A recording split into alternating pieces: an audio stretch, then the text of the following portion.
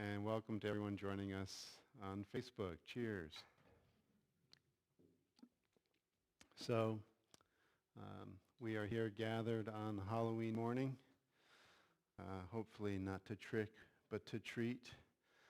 And that's kind of really what I wanted to focus on this morning in some way or another, is the idea of the sincerity and the transparency of how to approach this deeper life that we are in the process of continuously cultivating. This life of the Spirit, this life of divine awakening.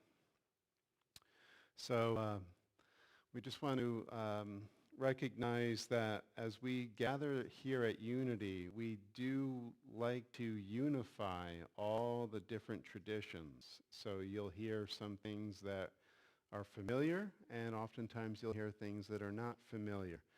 You'll hear things from the Eastern traditions as well as the Western traditions, ancient and modern and postmodern.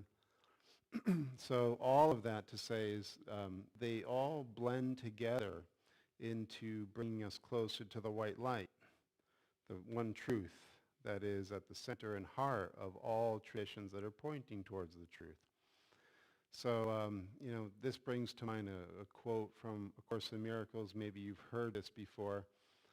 Jesus says in the Manual for Teachers that a universal theology is impossible, but a universal experience is necessary.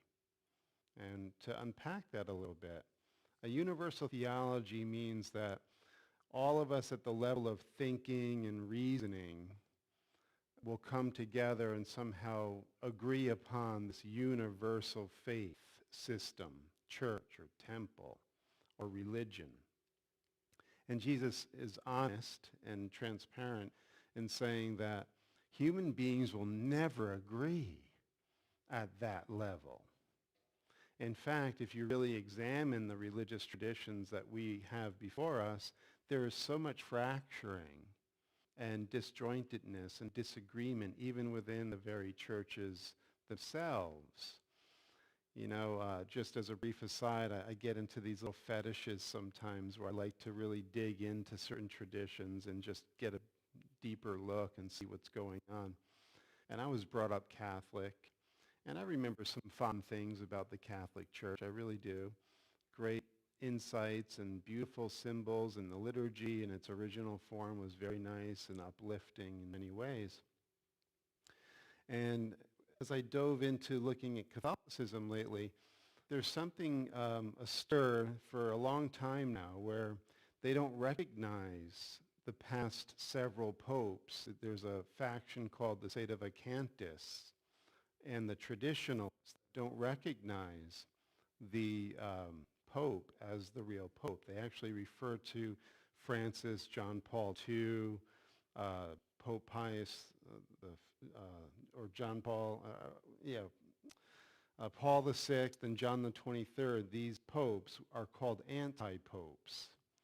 And so they're saying that everything from Vatican II in the 1960s onward isn't legitimate. And they took the church astray. And when you listen to the Sedevacantists and other people that are against this Catholic movement since the 1960s, they want to go back to where there's no salvation outside of the walls of the Catholic Church.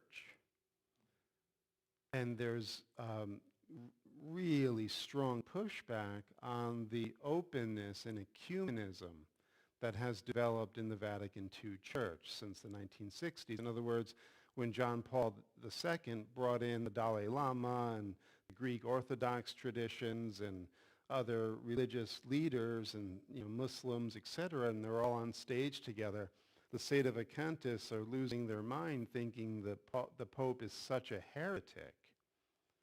So they're looking for a universal theology, the Sedevacantists, the traditionalists, and everyone that doesn't believe the way they do is a heretic and is going to hell. Now, I listen to that, and there's logic to it, but underneath there's very little experience, because when you start to experience the depths of your own inner being, you begin to experience an overwhelming love, a compassion that goes beyond the reason and the categories of thinking, so that you're not separating and segregating people according to categories of thought and whether or not they toe the line philosophically or theologically.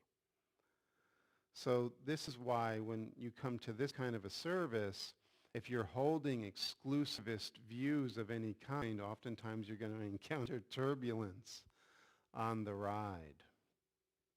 Because the exclusivist views are going to shut out a part of the totality.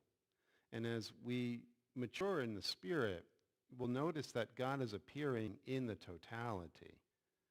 And we just need to have the eyes to see and the ears to hear, to understand this universal experience that each and everyone must have in their own way. This is the beauty of it. Like, the truth doesn't need to defend itself. It doesn't need to, push back or burn people at the stake. It's totally cool with being the truth. And as we come to the truth, we realize that we can be totally cool with everybody that doesn't think the way we do. And look for the opportunities to connect and to cultivate what is truly meaningful and would bring us into a sharedness of understanding and communication. So that, having said that, we're going to be looking today at Rumi, and we're going to be looking today at some of the teachings that come from Sri Aurobindo and the Mother. You've heard me mention them before. And before we do that, we want to, again, drop the mind into the heart and connect to the breath, because this is really a crucial aspect of how we are hearing and what we are hearing. So as you relax into your breath and quiet the mind, soften and open to that inner silence, the truth can become clearer.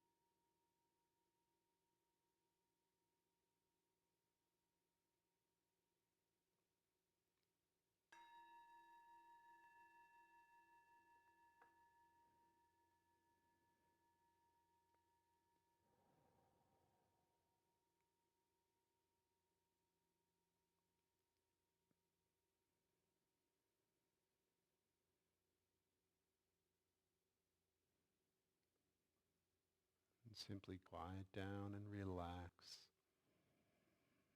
Maybe for the first time all week or the first time in a long time, give yourself that permission to really become deeply relaxed and at the same time acutely awake and aware.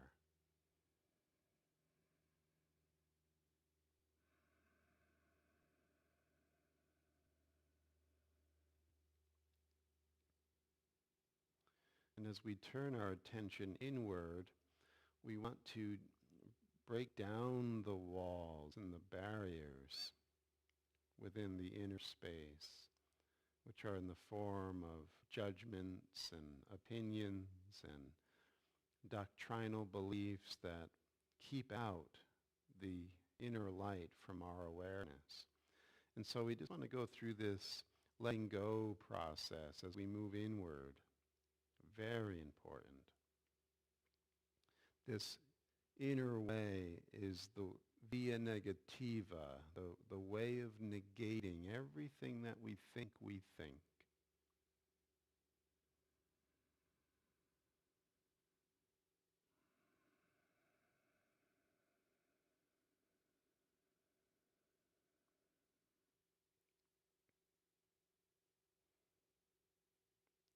take this time to empty, and through this emptying, sacred space will dawn in your awareness.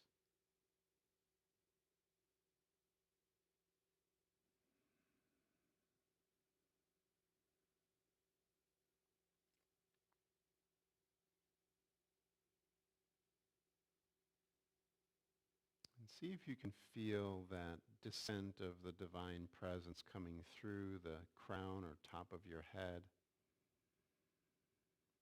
And like a beautiful energy field, it permeates through the entire inner state of your body-mind, and it encapsulates or encircles the outer body form, so that you're in this energy torus, this sphere of divine light.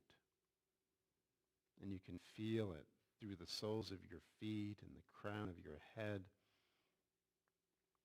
opening up the chakra centers, beginning with the root at the base of the spine.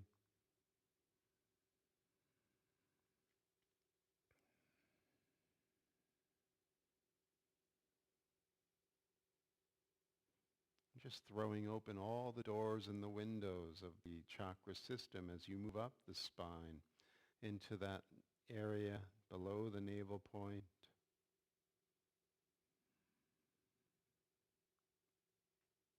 You could even use your hands as a way of guiding the area at the solar plexus, just feeling a relaxing, an opening, a porousness, a letting go.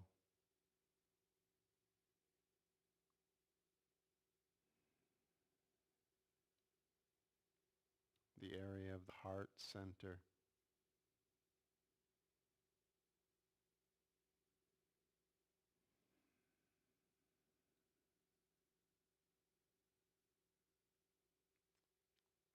The pit of your throat.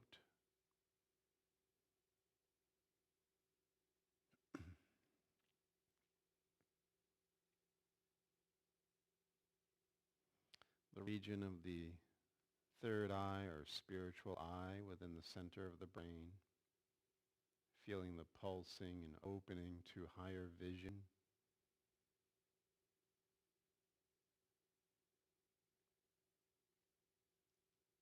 And the blossoming of the crown lotus.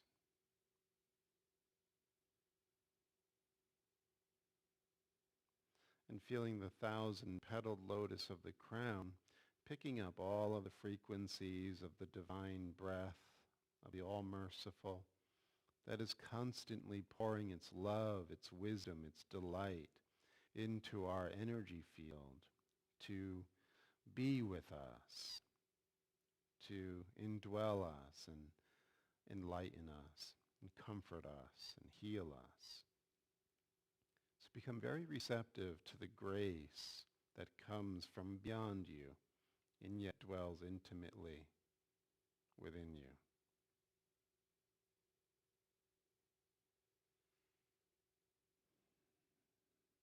And commune, welcome the presence of your source and center.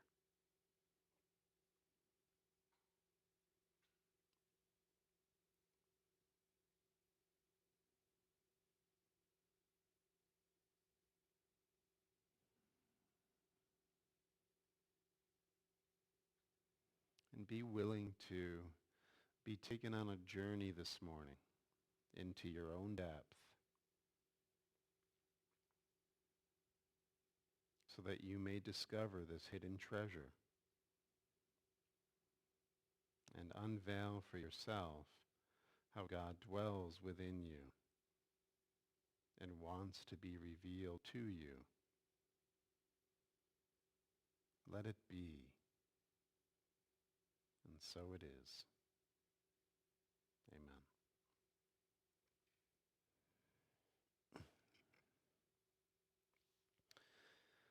So our first friend to come on the journey with us this morning will be Rumi.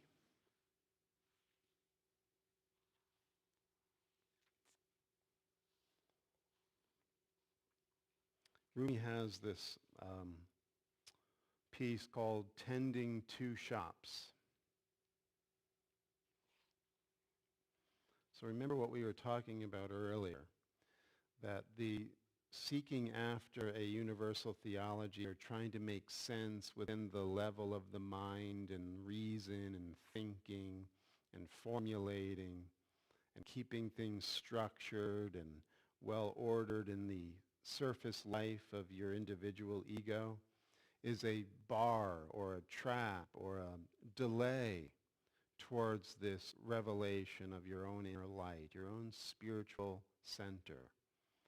And so there are two ways that you can go by in this world. You can go by the way of imitation, the way of thinking and trying to figure things out through the mind, or you can go through this inner transformation and end up going beyond thought and beyond the mind into this rich and deep and fulfilling experience that is so necessary for your peace of mind and your feeling of true connection and safety. So Rumi says, don't run around this world looking for a hole to hide in. So much of our mental efforting and our life within the body is for survival, a way of staying safe in a very dangerous and chaotic world. And most of us, even as sophisticated as we can make it appear, are really looking for a hole to hide in. Our whole life is spent trying to find safety within a very challenging and often dangerous world. And Rumi is saying at the outset here, don't do that. Don't run around frantic in this mania that everybody else seems to be in, trying to find your safety in an unsafe world through the activities of your own mind. He says, even when you do find the hole to hide in, there are wild beasts in every cave. If you live with mice, the cat claws will find you. The only real rest comes when you're alone with God. So no matter how much you've found the right hole or the right place of safety at one point in your life, you'll notice that it never really satisfied for too long. The cat claws were there in some form to pull you out, to disturb your peace, and to make you feel like you're not where you need to be. And so Rumi's saying, recognize this will continuously plague your life until you realize that it's not really your life. That's when you can come to this place of, first, feeling totally alone.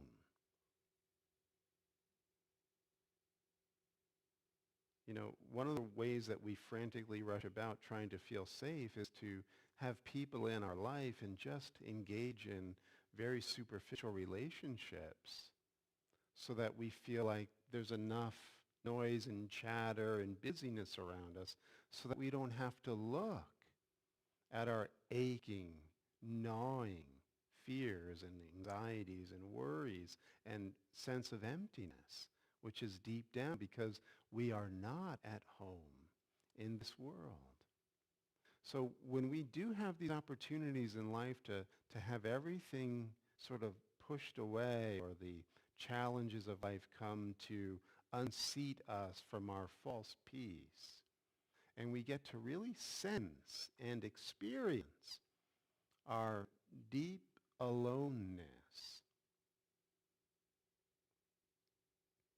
then we're ripe to invite God into that aloneness and be alone with him. So this is how A Course in Miracles will put it. Your only real relationship is with your source. Every relationship is based on that fundamental core relationship. Now, there's that Rumi quote that you could only find love in him. Whatever love you find outside of him is pain.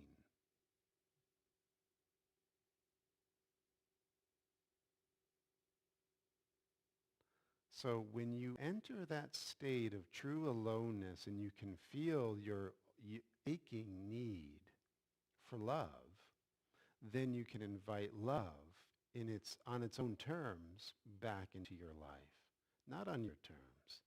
Your terms have been pushed away. It's now on his terms. So the only real rest comes when you're alone with God. Live in the nowhere that you came from,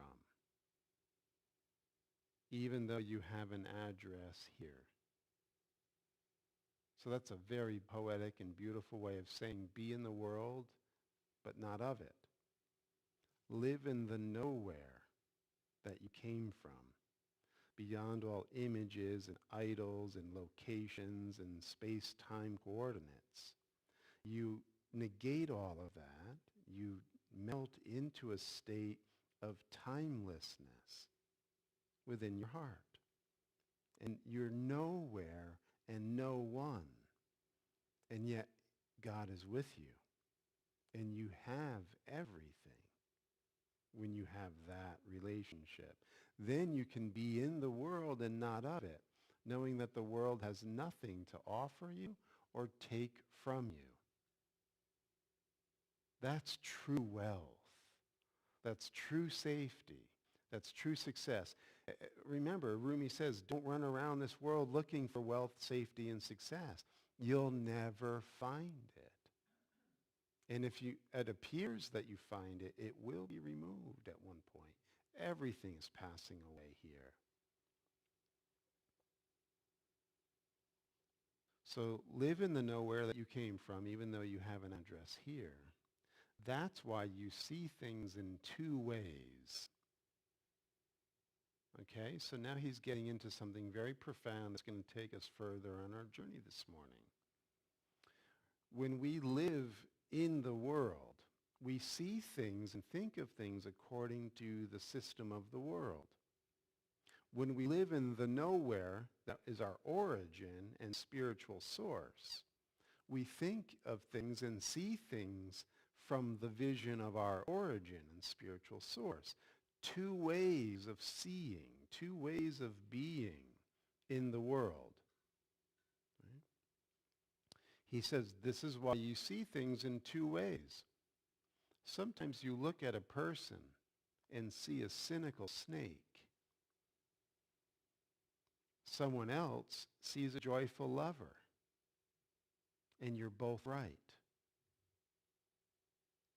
Everyone is half and half, like the black and white ox. Joseph, the figure from the Bible, looked ugly to his jealous brothers and most handsome to his father. You have eyes that see from that nowhere and eyes that judge distances, how high and how low. So you have this non-judgmental spiritual vision, and you have a very cynical, critical way of seeing life. You own two shops, and you run back and forth. Try to close the one that's a fearful trap. Getting always smaller. Checkmate. This way. Checkmate. That. In other words, when you're in the cynical, critical, judgmental mind, you're always getting more petty and restrictive in what's right and wrong, and you're always looking for a gotcha. Checkmate. I win. You lose. This is the way that the mind within the world thinks, always trying this one-upmanship in every situation. Mothers do it with daughters, and sons do it with fathers, and teachers do it with students. There's always this, I have the power, I'm in control, I'm the dominant one. You know, I remember reading a novel by Henry James years ago. I forget the title now, but it was a beautiful way of describing how within the fountain? Maybe the fountain. But anyway, Henry James talks about how he observed in this novel how people are taking energy from each other in the most subtle ways in relationships. These chess games that we play with one another in very subtle ways so that we can feel in control or powerful. And it's also displayed, maybe you've read this in the Celestine Prophecy, where when he was getting these insights of how the hidden forces of creation work, he was invited to go to dinner, and he saw how this family, a father, a mother, and a daughter, were interacting, and how the father and the mother were subtly but very clearly vampirizing the daughter's energy through the way that they acted and controlled her, so that the daughter's life force was diminishing because the parents were pulling and feeding off of it, very much like what Henry James talks about in his novel, that we diminish people when we're coming from this lower, cynical, judgmental, gotcha mind. And we don't know we're doing this consciously. But if you really step back and look at the power dynamics within your relationships, it's being done to you from some and you're doing it to others. This back and forth, this fearful trap that he says to close down. Keep open the shop where you're not selling fish hooks anymore. You are the free swimming fish. That's a Sufi image where you've entered the sea of infinite consciousness. You know yourself as the light of pure being, and you're swimming in the boundless nowhere of God's infinite love and knowledge. And yet you can still use this body, even though you're swimming in the infinite sea, to bring other awareness to that fact that you can get out of that false trap of your own making and come into the infinite sea. And there's that field, as Rumi says, beyond right and wrong. I'll meet you there.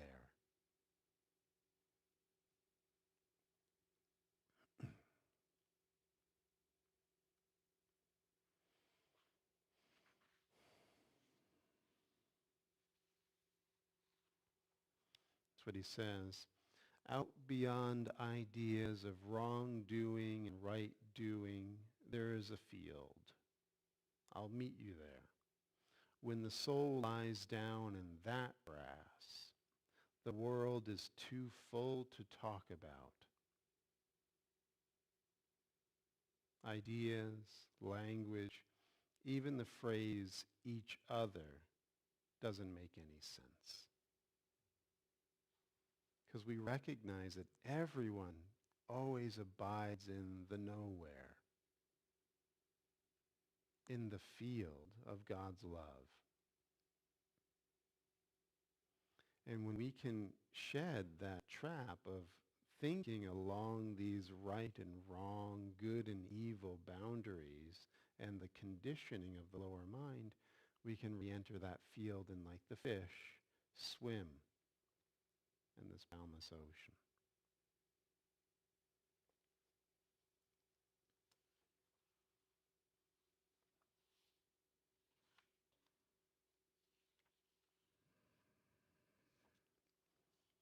Now, this is the final stop with Rumi this morning.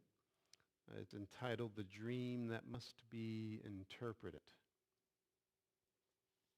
So in speaking about this world, the world of form and appearances, the world of limitation and time, he says, this place is a dream.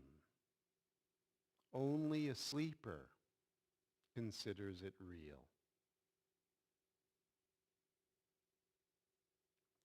Then death comes like dawn, and you wake up laughing at what you thought was your grief. But there's a difference with this dream. Everything cruel and unconscious done in the illusion of the present world, all that does not fade away at the death waking. It stays and must be interpreted. So this is one way of saying that you never can escape your actions in this world. They follow you. You take your state of mind with you into the next world. And there you'll have to work out whatever was left unfinished or misunderstood here, which is a sobering thought. And it's also a little bit of an encouragement to cultivate deep awareness now while you're still in a place to prepare for an easy passing.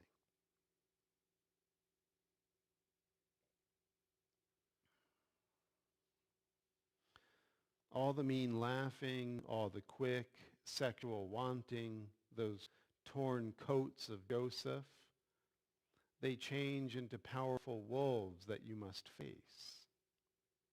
So Rumi is working out of the Sufi tradition, and if you know anything about the Sufi tradition, there's the corporeal world, the world of bodies and solid material things, dust world. And then you go into what's called the imaginal world. It's this barzakh, this in-between state. Even the Tibetan Buddhists call it the bardo, or the in-between. And then beyond that are the pure realms of spirit and Godhead, divine light, absolute truth, and love. When we leave this corporeal world, says Rumi and Sufis and the Tibetan Buddhists and many others, we are then in the imaginal world. And in the imaginal world, crazy stuff can happen. When your unconscious mind dumps its contents within the imaginal world, just like if you've ever explored psychedelic experiences, your thoughts can take on very different symbolic images and forms.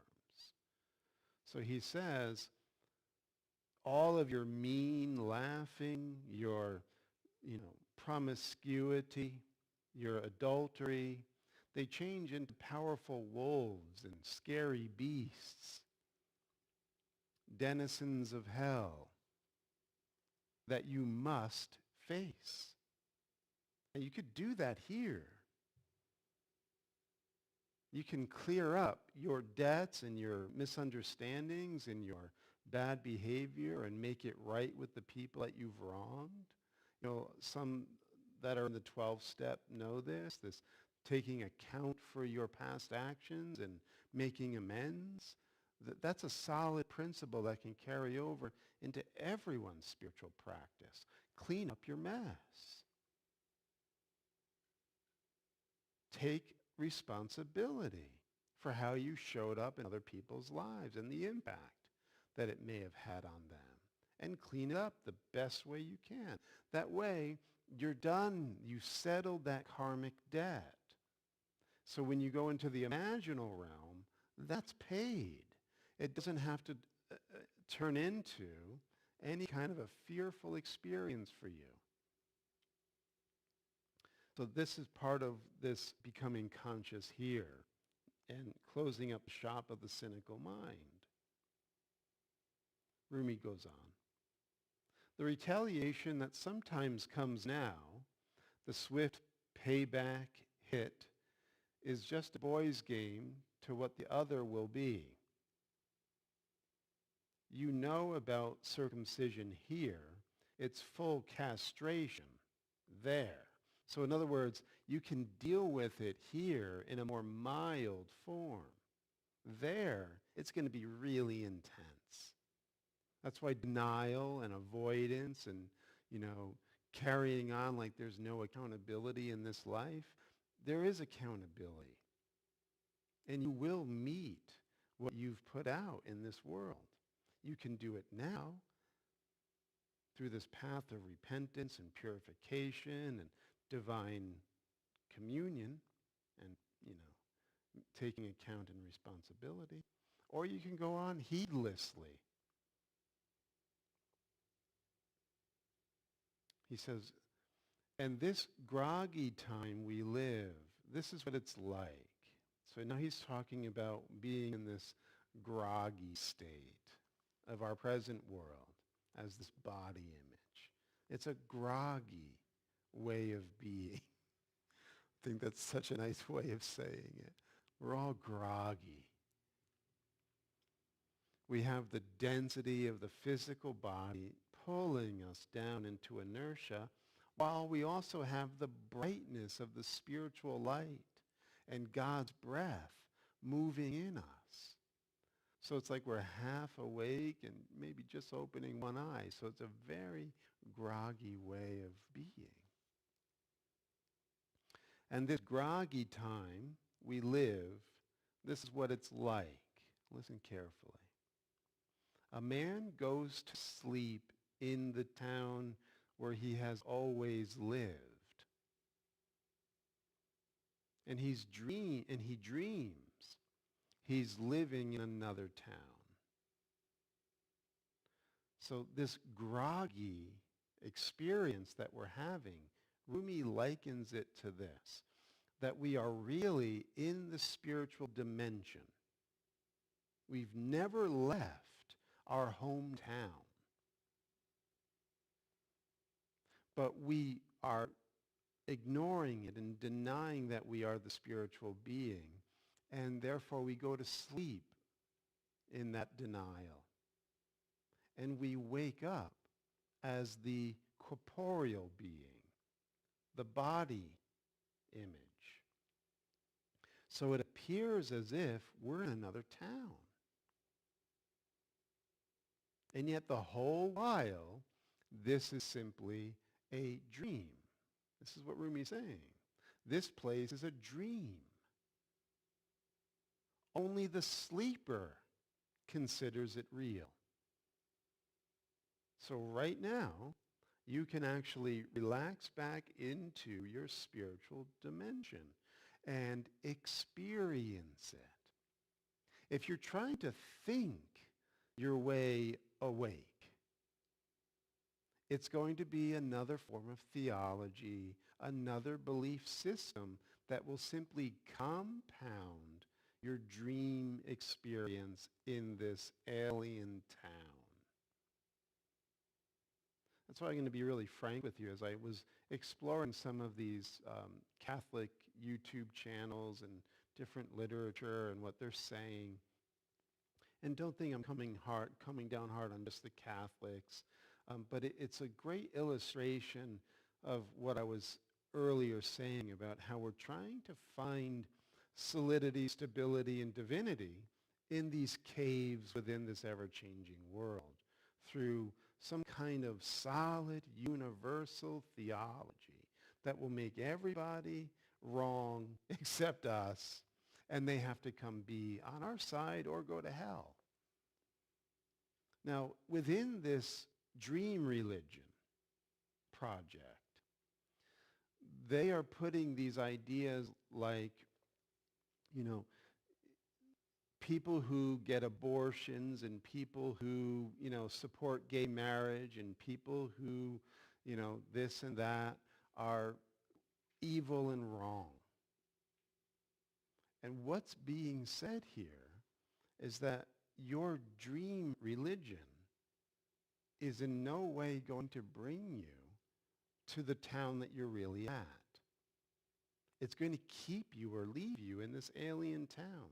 So no way can you find peace by making other people wrong for whatever they're doing and whatever you're judging them in. You lock yourself out from that field of peace.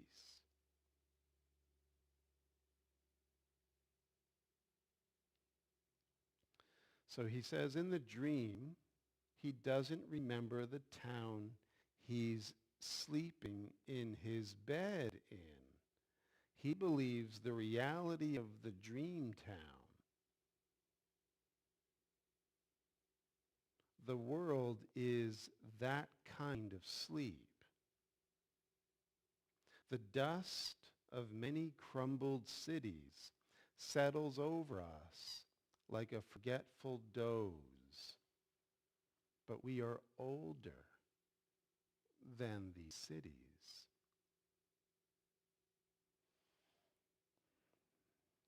So as you're sitting here, Rumi's speaking to you as the one who lives in the spiritual eternity.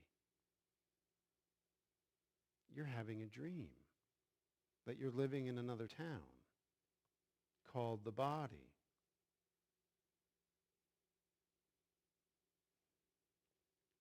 And when you forget that you're having this dream and you're now believing that the world and the body are real, you're going to run frantically about trying to find your safety, and you're going to live entirely within the thoughts of right and wrong.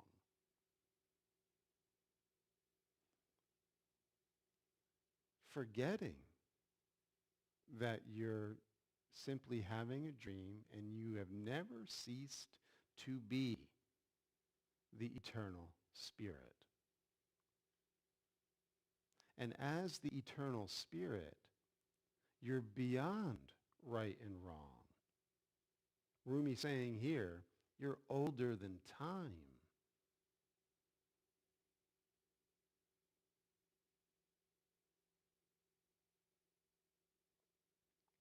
Now this ends with this famous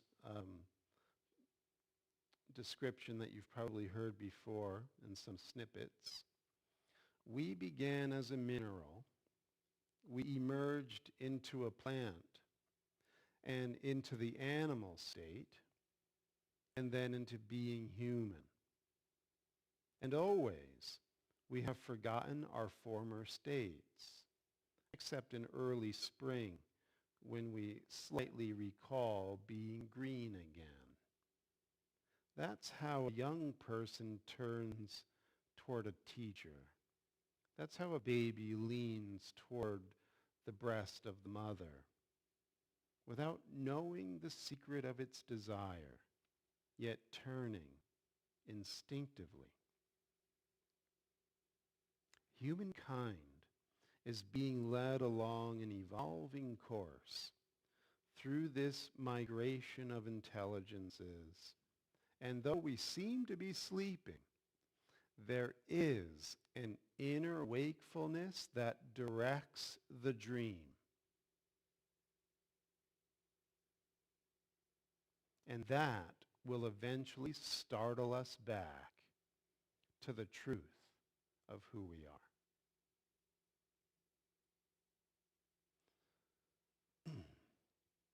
So what Rumi is saying here is human beings have a very unique place within the economy of creation.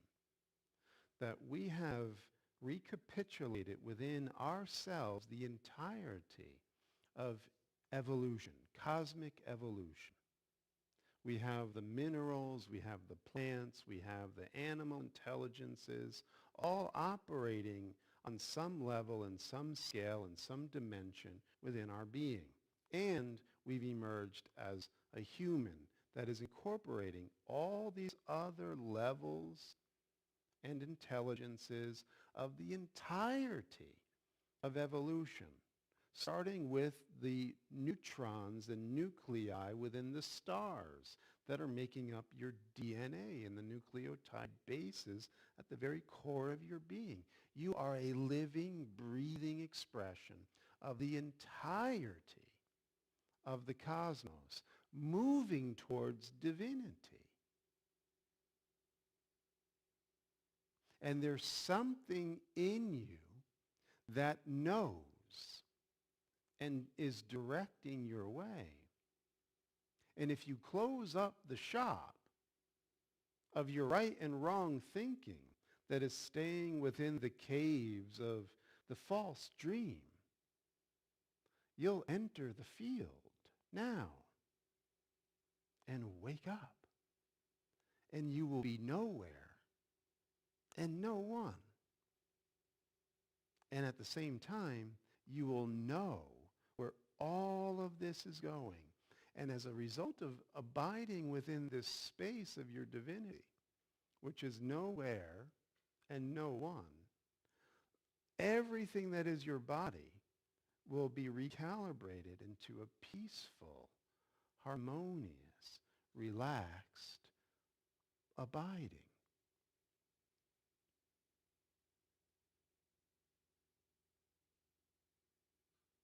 So the final stop along our way this morning is to ever so slightly peer into this inner you that knows where it's going, knows that it's dreaming, and is directing and guiding your dream from behind the veils.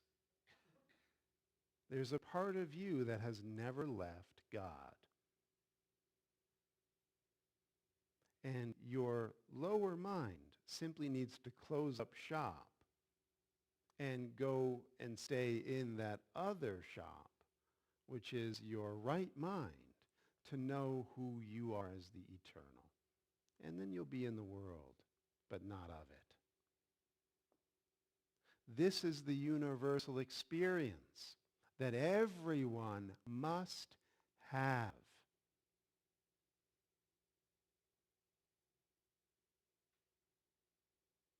And then you'll see who everyone really is. They're also nowhere and no one. They're the Christ, as are you.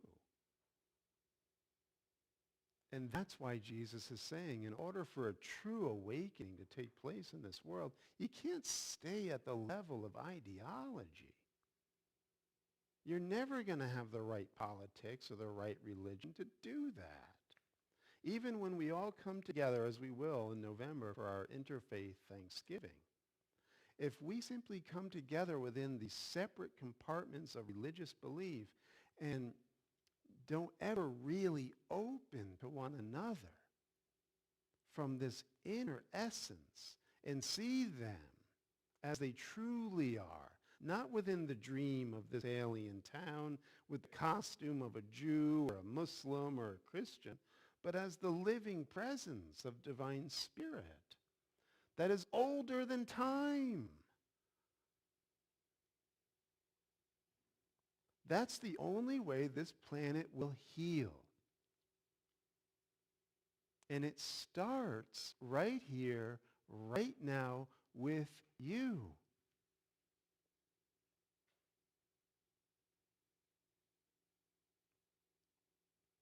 See no one as their outer form, because then you're just a sleepwalker who believes this world is real.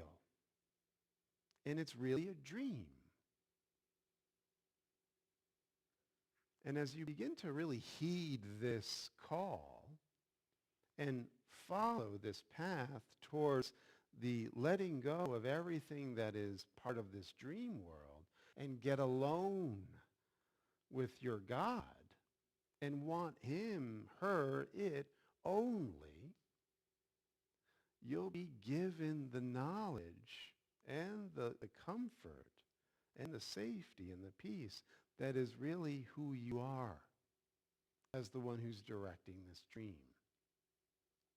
And this is where we are in our look into the work of Sri Aurobindo and the Mother, two great luminaries that lived in India during the first half of the 20th century. And this book is called Sri Aurobindo, or The Adventure of Consciousness, by Sat Prem, who was a great devotee and disciple of the Mother. He had met Sri Aurobindo, but didn't really stay at the ashram long enough to know him personally, but he spent many, many years with the Mother. And so that aside, Sat Prem asks this question with regard to this inner you, what Sri Aurobindo calls the psychic, which is another way of saying your soul. Who or what is conscious in us? Where is the center, the master?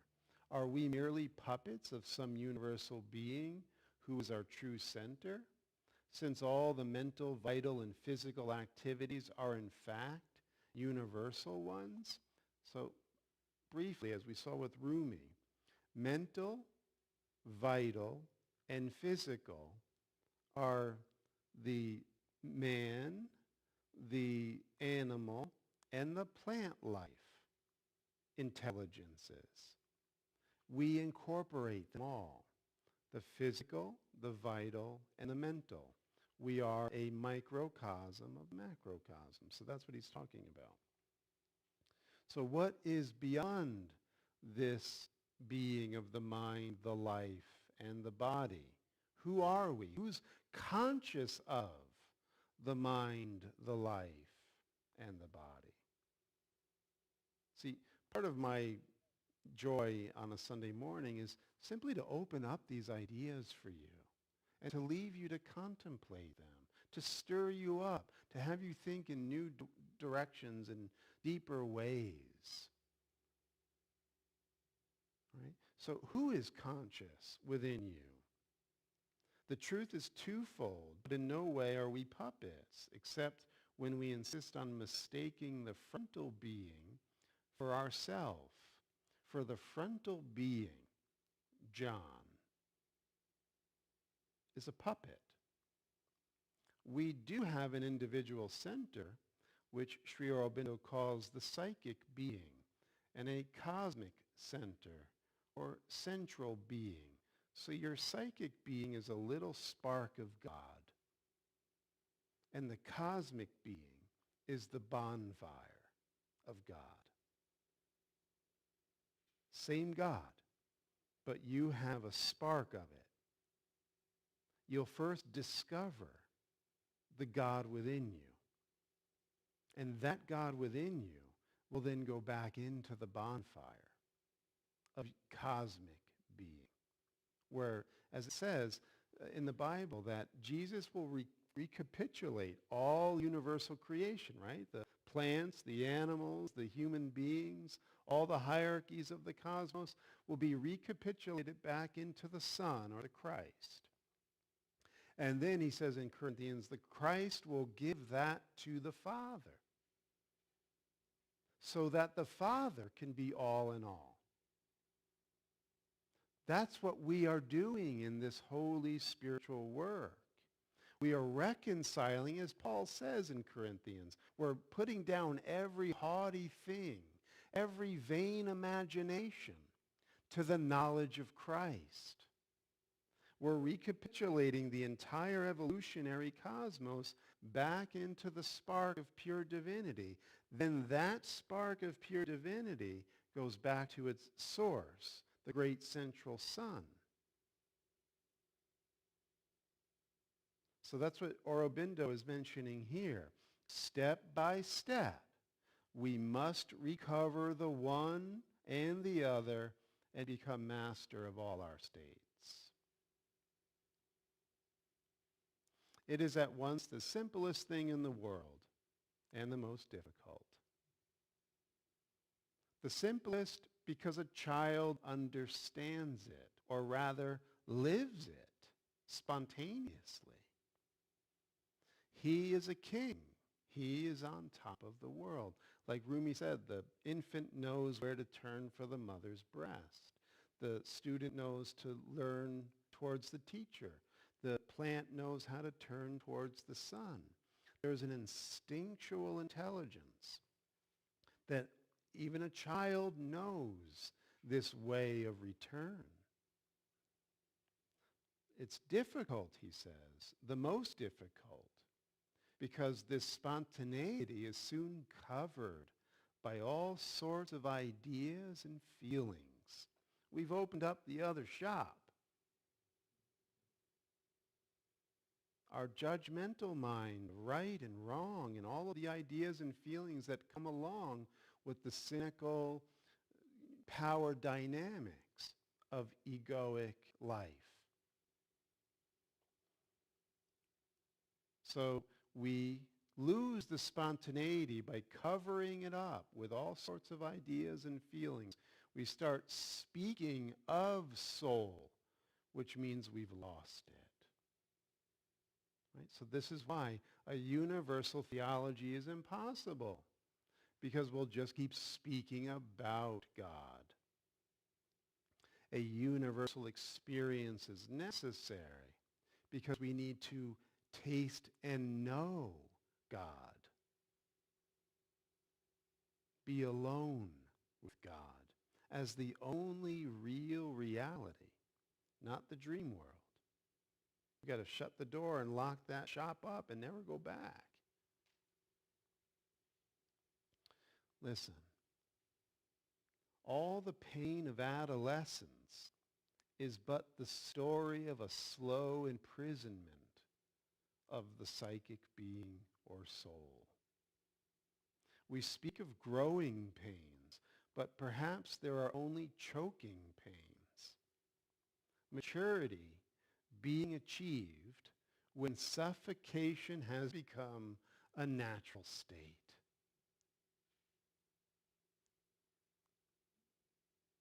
I remember, Joe, you had mentioned that story long ago where the little sister came into the infant brother's bedroom while he was in the crib, and the parents heard the little sister ask the little brother on the monitor, help me remember God because I'm starting to forget. Right? Isn't that how it went? So it's like a lot of us come in wide open, instinctively aware, spontaneously in relationship. And through this growth and conditioning process, we are trained to kill that connection, suffocate it out.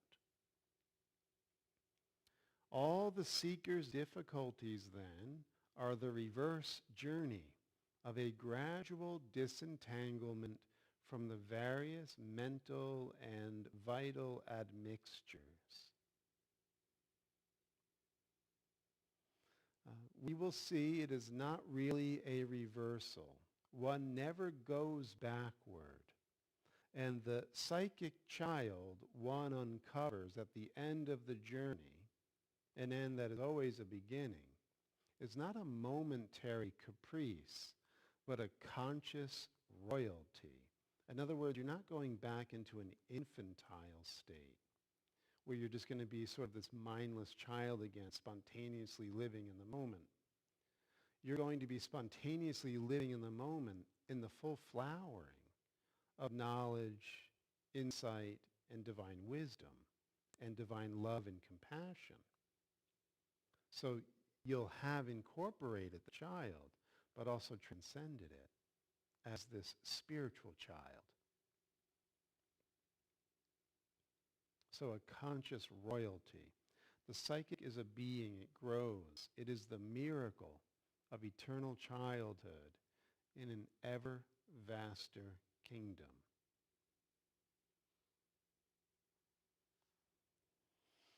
So we have to pause it there.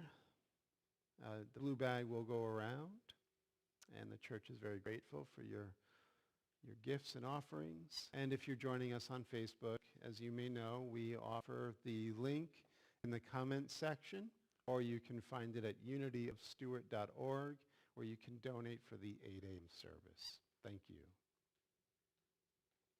Thoughts? Jerry?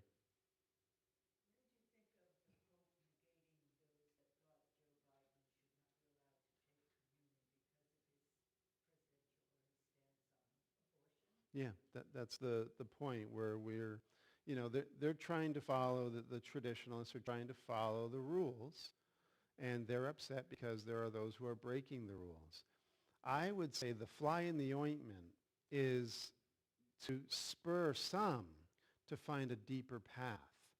There are always going to be the squabblers and the disputers that are going to try to make corrections by blaming others and insisting that they do something different than they're doing.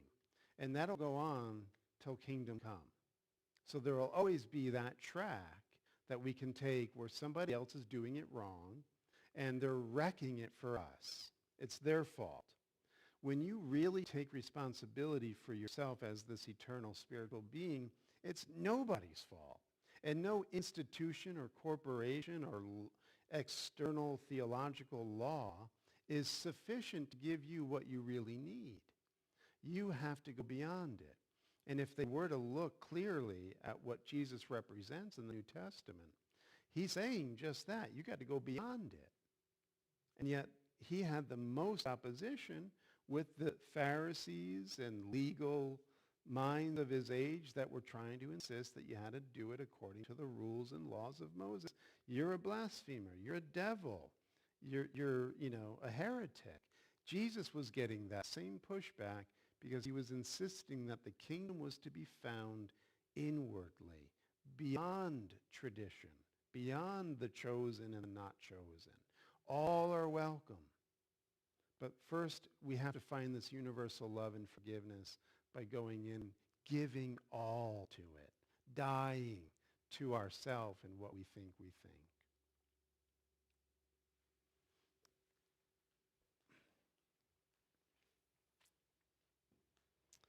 So we just bless this offering with the intention that it's charged with the love and the beauty and the help that is needed in whatever form it may take throughout its time here circulating. And so it is. Amen. Does that give you an answer?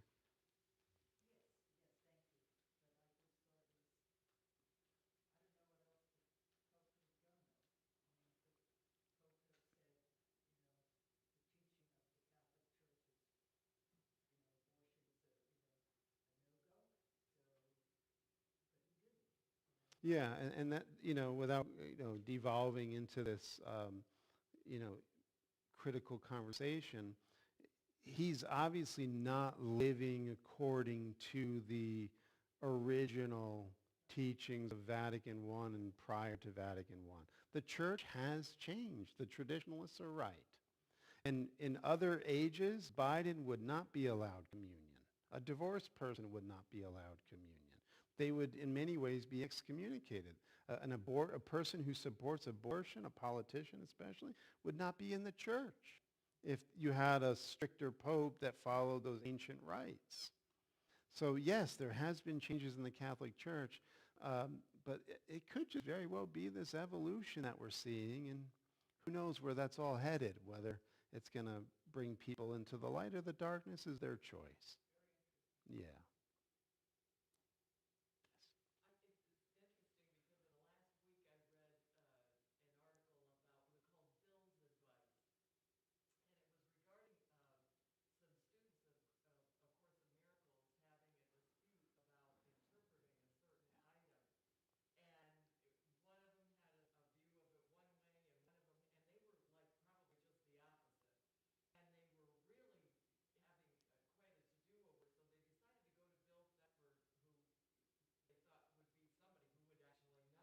Yeah. Hmm.